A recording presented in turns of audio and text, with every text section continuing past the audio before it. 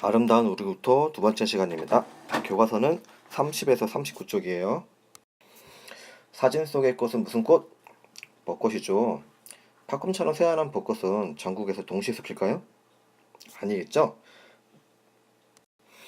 남쪽인 제주에서는 언제? 네, 3월 27일에서 3월 29일이네요. 그보다 북쪽인 진해는 어딜까? 4월 1일에서 4월 10일. 서울 여의도에서는 언제일까요? 4월 4일에서 4월 12일입니다.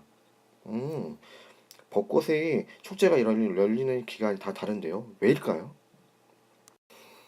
벚꽃 축제는 벚꽃이 피어야겠죠? 지역마다 피는 시기가 달라서입니다. 벚꽃의 피는 시기. 어, 남쪽에서는 더 먼저 피는 것 같고요. 북쪽으로 갈수록 좀 늦게 피는 것 같습니다. 왜 벚꽃이 지역마다 피는 시기가 다른지 오늘 공부를 열심히 하면 알 수가 있어요. 오늘 공부한 문제는 우리나라의 기후의 특징을 잘 알아보고요. 그 다음에 기후에 따른 사람들의 생활의 모습을 알아보도록 하겠습니다. 기후 중요합니다. 그러면 기후가 뭘까? 기후란 한 지역에서 오랜 기간에 걸쳐서 나타나는 지속적이고 평균적인 대기 상태를 말합니다. 그래서 기후로는 중요 요소로는 기온, 강수량, 바람 등으로 나타나거든요. 그래서 기후도를 보면서 기온, 강수량, 바람이 어떻게 나타나는지를 살펴보면은 우리나라의 기후 특징을 알아볼 수가 있습니다.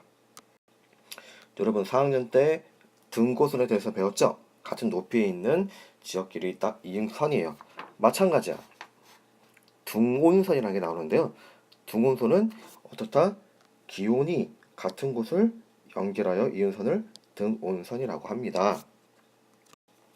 따라서 기역 지역과 니은 지역은 같이 연결되어 있죠. 그래서 연평균 기온 7도고요.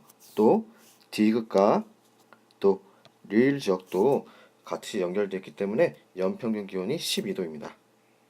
그럼 연평균 기온이 11도인 곳을 찾아서 한번 등온선을 연결해 볼까요?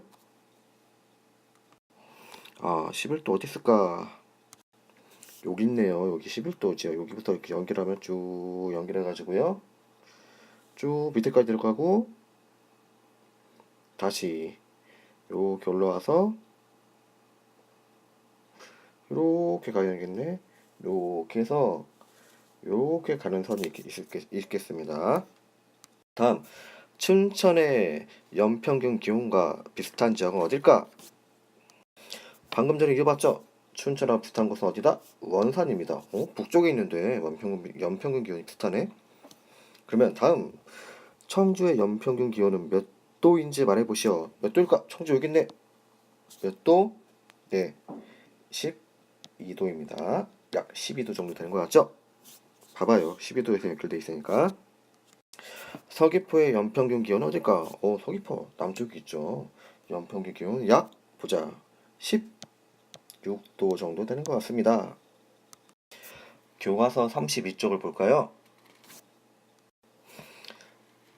교과서에서는 우리나라 1월과 8월의 평균 기온과 강수량을 나타내고 있습니다.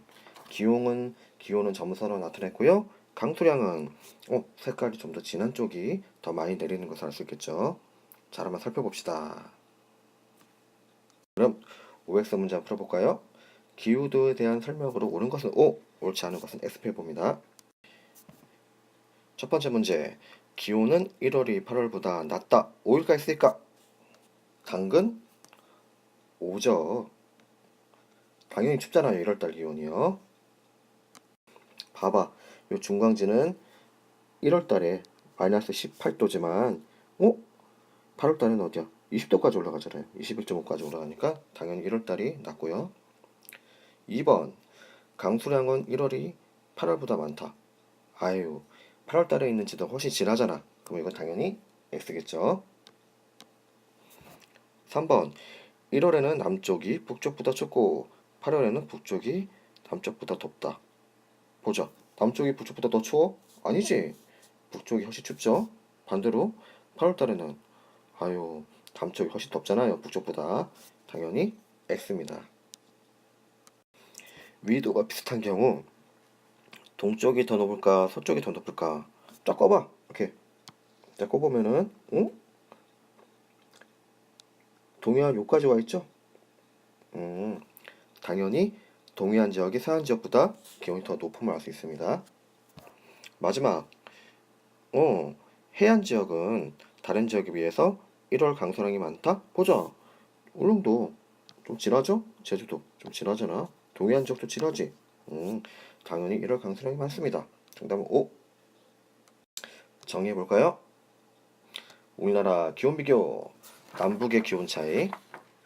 남쪽에 있는 서귀포는 영하로 내려간 적이 없지만 북쪽에 있는 중광지는 영하로 내려갈 정도로 못이 춥습니다. 그래서 보다 남북으로 기온차가 매우 큽니다. 왜? 우리나라가 남북으로 길어서 위도 차이가 크기 때문입니다.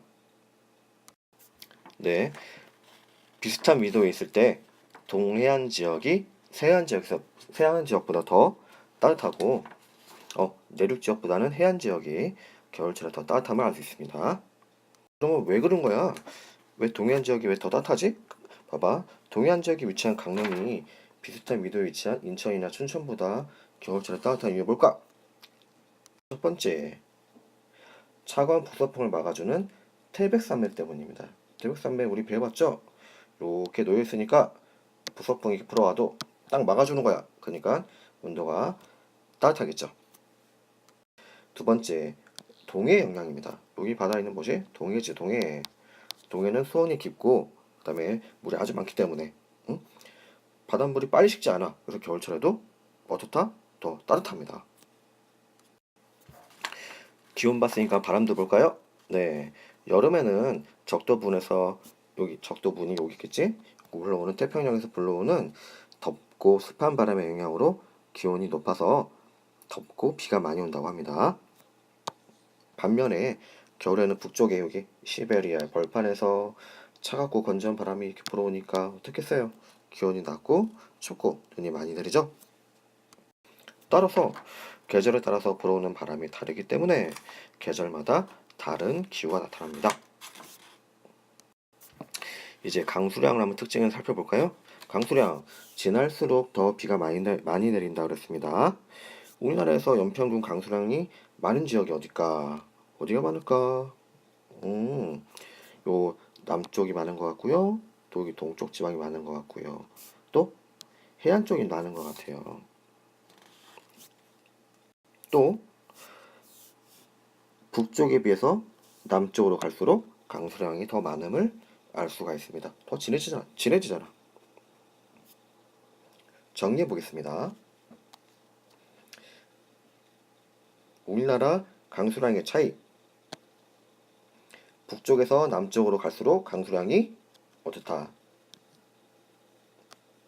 많아지고요. 남해안과 동해안 지역이 내륙, 요 안쪽에 있는데 내륙보다 강수량이 더 많음을 알 수 있습니다. 또 계절에 따라서는 어떻게 차이가 날까? 한번 잘 볼까요? 요 막대 그래프를 한번 잘 봅시다. 막대 그래프 언제 가장 많이 내렸어요? 봐봐, 서울 갔을 때 여름철에 많이 내렸네? 여기도 여름철에 많이 내리고 여기도 여름철에 많이 내리고 따라서 연평균 강수량이 절반가량이 언제 내린다? 여름에 집중되는 것을 알 수 있습니다. 언제 집중된다? 여름에 집중된다. 그런데 여기서 잠깐 울릉도를 한번 잘 살펴보세요. 울릉도는 조금 다른데 연평균 강수량이 어때? 겨울철에서도 많이 내리네. 겨울철에 내리는 비는 뭘까? 눈이겠죠. 그래서 울릉도는 눈이 많이 내린다는 것을 알 수 있습니다. 네, 기후에 따라서 사람들의 생활 모습은 달라지겠죠. 우선은 홍수 피해가 있는 저지대 지역에 있는 집에서 사는 사람들은 어떨까?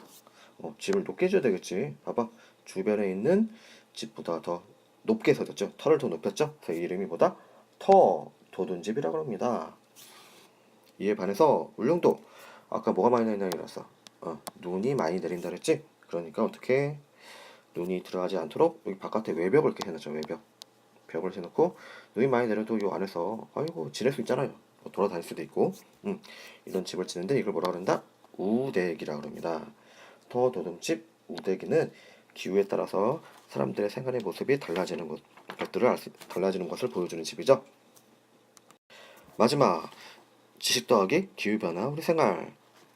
길지? 한번 읽어봐. 이게 무슨 일이다? 뭐에 대한 거다?